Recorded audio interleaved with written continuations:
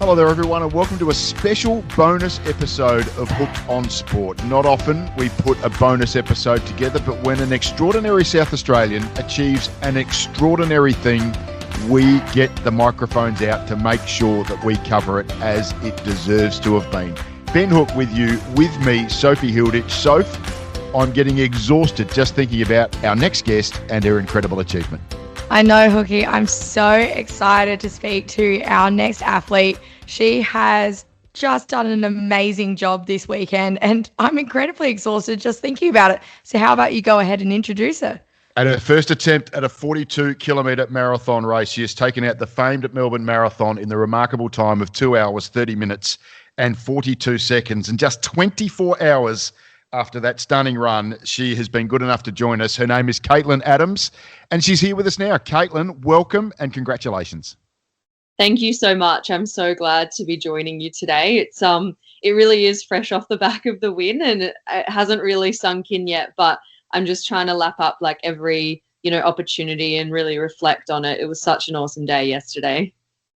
24 hours on. I saw your finish and you look like you were absolutely enjoying the moment. 24 hours on, how was the body pulled up?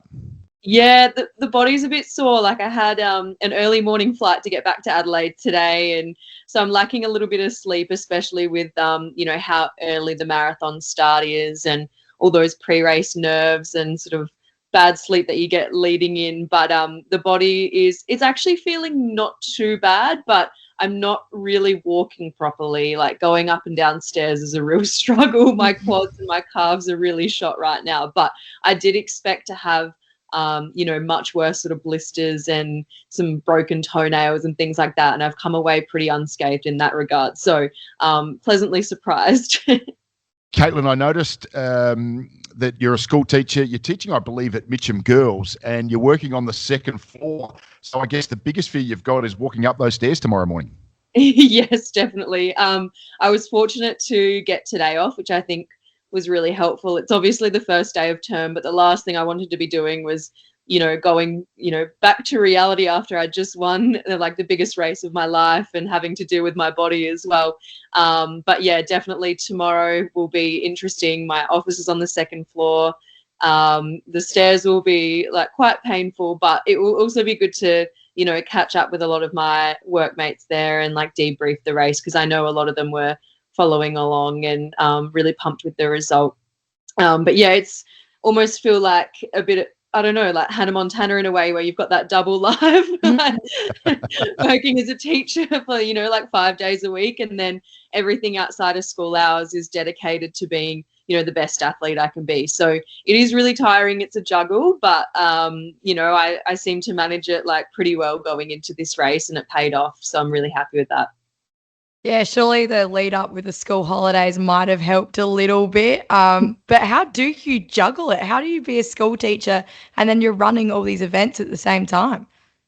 Yeah, look, the school holidays was perfect timing. I was really able to taper into that and relax and make sure that I was doing all the little things like going and seeing, last minute sort of podiatry and physio appointments and, getting my nutrition sorted and lots of sleep. So that was fantastic for the race. In terms of every other, week, like I said, it can be a struggle. It's quite tiring, but I think I manage it quite well in just, having a training program that allows me to do both. I mean, ideally, I would love to spend more time running and dedicate more time to the sport, but we know in athletics, unless you're at the top, very top, and winning major medals and, making teams quite regularly, it's quite hard to make a living from that. And I really do enjoy teaching, but yeah, at the moment, I do have to sort of juggle both, and majority of my energy sort of goes into, running and just making sure that I'm fueling properly. I think just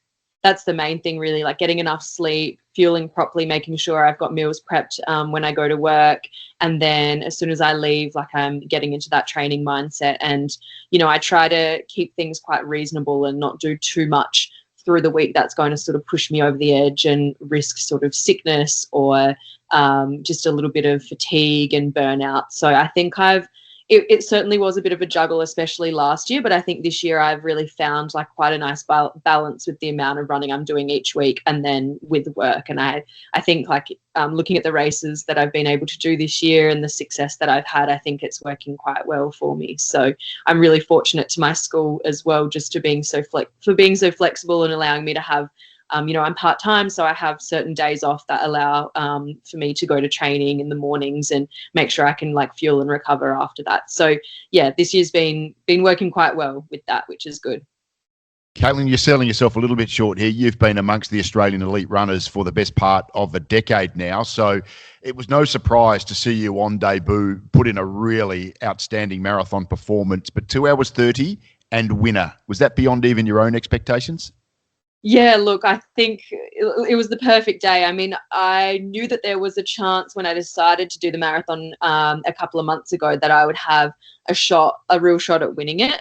Looking at the field, and I stacked up pretty well against a lot of those ladies that were running, and had sort of beaten them in recent head-to-heads on different distances on the road, like such as the half marathon and things like that. So I thought, look, like if I can nail everything, I think I have a good shot at winning. But I also didn't want to put too much pressure on myself, because I mean, I think with the marathon, it's not really about you versus the field, it's you versus the distance. And all of those other girls, well, a lot of them were a lot more experienced than me. And some of them have been to the Olympics, like you had Millie Clark, she's been to Rio, she's so such an amazing athlete and has an amazing PB to her name. And then you've got Sarah Klein, who went to the world champs only a couple of weeks ago. So I knew that these girls have run a marathon. They know how to feel. They know what to do. Whereas for me, it was such an unknown. I had so many questions that I want answered, and you can only really do that when you do the marathon for the first time. So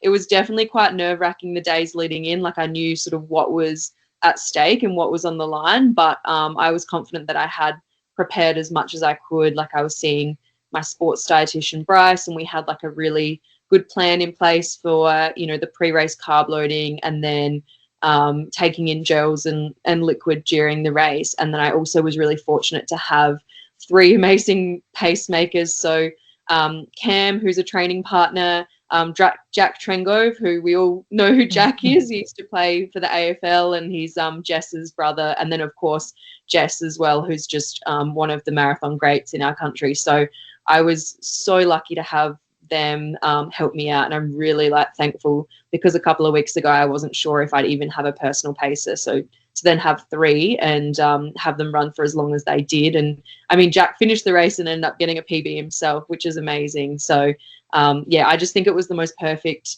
debut experience, and I probably went in a little bit more conservative with the pace, just because I knew if I don't mess this up, there's a real shot at winning, and then I'll know what I need to improve upon and how quick I can go maybe in the next marathon. It's incredible to have that team of South Australians helping you pace. And I know so Izzy Bat-Doyle actually won the half marathon. What's happening in South Australia at the moment with the running? It's just incredible. Is it that camaraderie? Like, I mean, Jess Trengrove, having her to help pace you, that's awesome.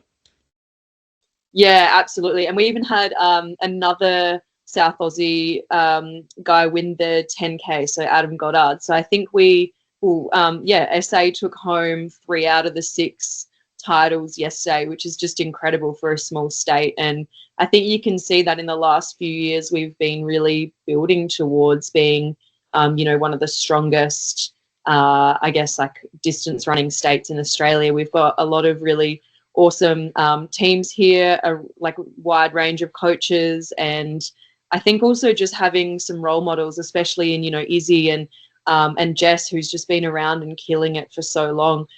We're able to look up to them and say, we can do this. Like, there is someone that is paving the way for us to be great marathoners and distance runners. And I really have to credit Jess for a lot of that. And it was just who gets to say that they had Jess Stenson pace them in the marathon when she's still, in her career and running better than ever. It was amazing that she was able to jump in. She did Sydney Marathon a few weeks ago, and was just so selfless in wanting to come and help me have like a really good experience with the distance. So yeah, it's just amazing. Like SA is really on fire at the moment.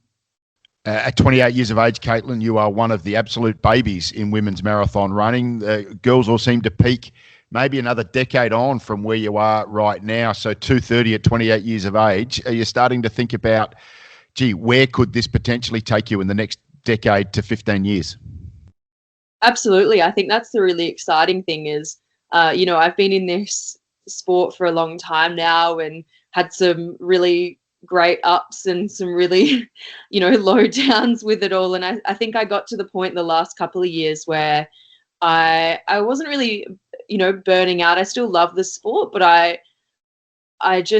felt like I was getting not so much bored, but that I wasn't really like cracking into some of the times or, some of the placings in certain races that I thought I was capable of. And I think this year has been a real year of just like trialing, new distances and really getting excited about different races that I hadn't done before. So in Melbourne a year ago, I debuted in the half and ran a pretty solid time there. But this year was probably took that next step up when I came second in the Gold Coast Half Marathon, which was also the Australian Championships. And so that sort of gave me a lot of confidence, especially in the longer distances. And I thought, look, I'm 28 now. Like it's still, we've seen like we've got amazing marathon women who can, stay in the game to their late 40s and they're still killing it. So I know that I've got a long career ahead of me, but I also thought, look, 28, I think that's a really good time to debut. And I didn't really want to leave it much longer. I was just really excited by, these longer distances and just like seeing where I could go with that. And I think I've always been someone that has, fared a lot better over sort of cross country or road races. The longer it gets, the better. So I think looking at my career in the past, all sort of signs were pointing towards marathon. It was just a matter of when I decided to do it. And I'm really happy that I chose Melbourne to do that this year. Yeah, just an amazing trend, Gove. As you said, Soph, Izzy Bat-Doyle has been amazing at marathon level. Tara Palm was at the World Championships, another South Australian only a couple of weeks ago, and now you, Caitlin, is a winner of the Melbourne Marathon. You talk about excitement. I've got to say, it looked like you really lapped up that lap in the MCG at the end, blowing kisses to the crowd. Sophie will probably make the point that I did my own marathon a couple of months ago. I can guarantee you I didn't feel anything like blowing kisses to the crowd in the last couple of 100 metres. I was almost crawling my way home. But, gee, it looked fresh for someone who'd just peeled off 42.195. Yeah, look, that's, entering the MCG and, running, I guess, that 200 to 300 metres around the G and then finishing and like with the biggest crowd there. That was just incredible. And I think it was just total like euphoria when I entered and the crowd was going nuts. And I knew that I'd have like so many teammates and family at the finish line. And look, like in the past couple of years, I've seen, people like Jen and, Izzy and Jess and all these women, win either Melbourne Marathon or Melbourne Half Marathon. And, there's videos of them crossing the line and really getting involved with the crowd and just lapping it up. And I thought, man, like I want to have one of those memories. That I want that to be me. I really want to like soak it up if I do get an opportunity, because who knows when you get that next opportunity to be breaking the tape, especially at Melbourne Marathon, which is such an iconic event, and in the MCG, which not many people get to do. So as soon as I entered that stadium, I just sort of thought to myself, look, I'm going to wave to the crowd. I'm going to put my hands up. I'm going to blow them kisses. I just want to really enjoy this moment because, yeah, I just know how much hard work I'd put into that and how many people were there to support. So I really owed it to myself and to others to lap that up. And just a lot of your friends on the finish line as well, which must have been extra special. Yeah, that was awesome. A lot of our group, like Team Tempo, we always make the trek over to Melbourne every year and run various distances, and they'd all finish their races and were waiting for me at the finish line. And then I had my coach, Adam Diddick. He was on the bike handing me drinks throughout the race, and he was able to get there at the finish. And same with my partner, Lockie Scott, who also runs and coaches at Team Tempo. So it was super special to have him there. Jess pulled out at 20K when she stopped. That was kind of when she stopped pacing me there. And then she said, look, I'm going to jog back to the finish. And I just remember thinking, gee, like we're out at St Kilda pretty much. That's when you're not racing, that's a fair trek back. But yeah, she got back in time, and Cam as well, he pulled out at 30k. He made his way back there, and like I said, Jack was just behind me running his own PB. So it was so special to just have all of them in the stadium when I crossed. It was quite funny. Like, I crossed the finish line, and then there were a bunch of media and cameras around, and they were just sort of snapping shots. And then after what felt like, a couple of minutes of me standing there holding up the banner and just like smiling, it kind of almost got a little bit awkward. I felt like I had a bit of imposter syndrome, where I was sort of thinking, oh my gosh, there's all these cameras. Why do they want to take photos of me? Like, is anyone else here? And then at that point, Lockie broke through and gave me a big hug, and the rest of my teammates came through as well. And that was really special to share with them. And I think there are some pretty cool like videos and photos of that. And I'll really cherish that, because every one of them was a part of the journey. They've seen the training that's been put in. They've helped with bottles. They've helped encourage. Like, it was just so amazing to have them there. Like, I'll love that memory forever. And of course, like, my parents being in the crowd too, that was so special. Yeah, well, you're definitely not an imposter. You definitely deserve to be exactly where you are. And I did see your parents at the finish line, and I know your mum was there with you. How special was it to see your parents there? Oh, that was, super special. They love Melbourne. They've been over to watch me, win the 10K before and to debut in the half last year. So it was a no-brainer for them to do the drive all the way from the country where they live in Wallaroo and go to Melbourne and just make a whole weekend of it. And I know Mum, like, she's a really emotional person, as you probably saw. I mean, as most people would be if their, child had just won a huge race. So she was definitely feeling it in the days leading in, I think, and was getting nervous for me and just really excited. So I think, she was pretty overwhelmed with the achievement at the end there. And it was just great to be able to see them. And I'm so glad. I don't know who let them through the barrier, but I think someone realized that they were my parents and gave them, passes to be on the field. So it was really nice to actually have them there rather than sort of stuck behind the gates. When is the ceremony for you to receive the keys to the city of Wallaroo, Caitlin? You're probably their best ever product right now. They've had some great, grains and all sorts of things have been grown out of the Yorke Peninsula, but Caitlin Adams might be the pick of the lot. We do have a few great sports people, so I don't know if I'd be the pick of the bunch there, but yeah, I'm certainly rubbing shoulders with some awesome sports people that have come out of Yorke Peninsula and Wallaroo and Kadina especially. So I don't get back home too often nowadays, but it does still hold like a special place in my heart as where I grew up for the first 18 years of my life. And it's really nice. I've had people, friends from high school that I haven't seen in years, like, reach out and message me. And I just sort of, realized how big a deal this actually is. Everyone, like I said, with the running boom, like, everyone is, wanting to run these races. And I think the more of the general public that actually get into these road races, the better. It's they're understanding, why we all love running and how beneficial it can be for your body and your mental health. And I think also just realizing like what it takes to, run a 2:30 marathon. Like, when they do one themselves, they can sort of reflect on their own performance and have like goals that they can chase as well. So I guess that's a bit of a long-winded answer, but I think it's really cool to connect to the running community and also my, community back at home, and just like, chat to people and hear from people that I haven't spoken to in a while. It's great. We're talking about you are a country girl, but you moved to Adelaide, I'm assuming for your university studies. But what house did you move into? Because I'm pretty sure it was a pretty impressive running house.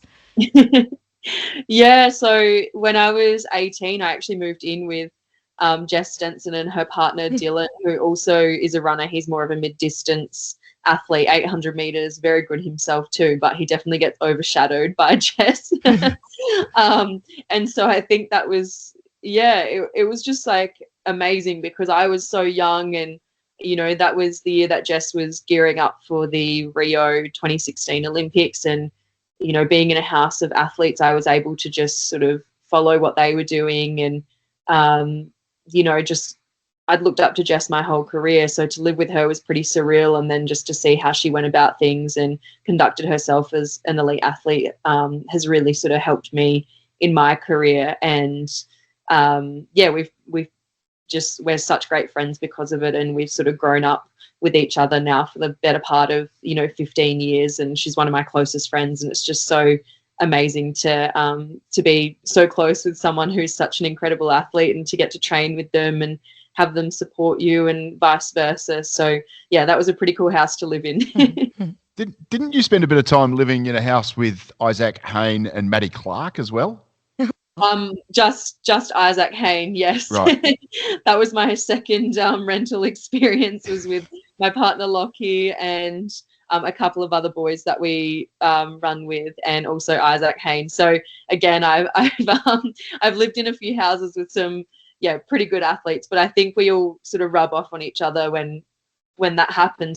We're all sort of going for jogs together and getting lifts with each other to go to training, and similar lifestyles, bedtimes, like cooking meals together. I think it really helps us become better athletes and better people.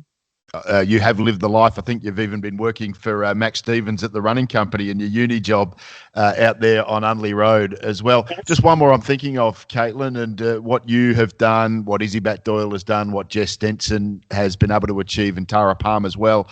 The Adelaide Marathon probably struggles a bit by comparison to some of the great events that you've been running in recent times.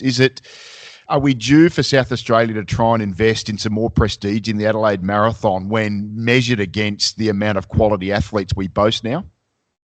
Absolutely. I mean, this is something that has been spoken about in running circles for the last couple of years. I think that Adelaide Marathon Festival could really capitalise on this running boom at the moment. And I'm no expert in what it takes to run a mass running event where you have to sort of pay to shut down, have road closures and sponsors and that sort of thing. But looking at Adelaide, we've got some awesome sort of role models and athletes who could promote the event. And we've got a really flat city. I think that we could create, a marathon event that is super fast. And then anything that's really fast is going to bring elite athletes from all over the country. And so I really hope that's in the cards for Adelaide's future, because like I said, we've got an incredible city. It's really flat. It can be fast. We've got some great athletes that can be ambassadors, and really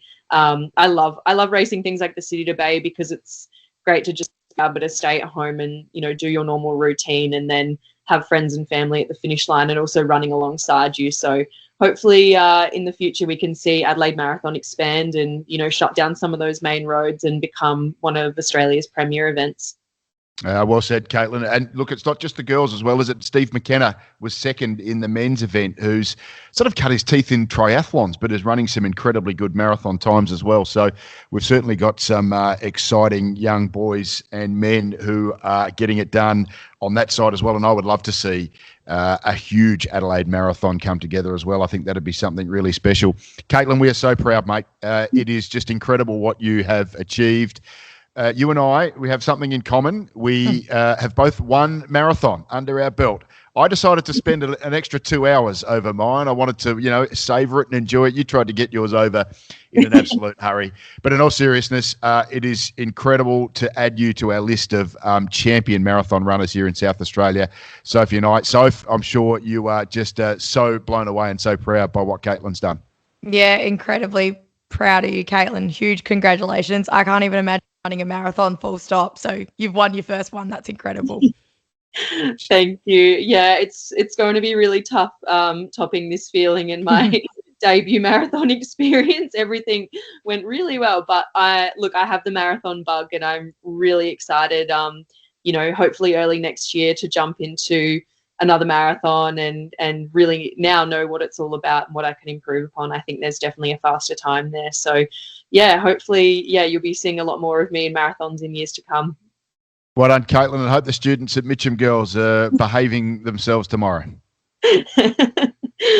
Yes, me too. No, it'll be good. It'll be good to see everyone. Caitlin Adams, the Melbourne Marathon Women's Champion, our guest. Caitlin, thanks so much for joining us. Thank you so much for having me.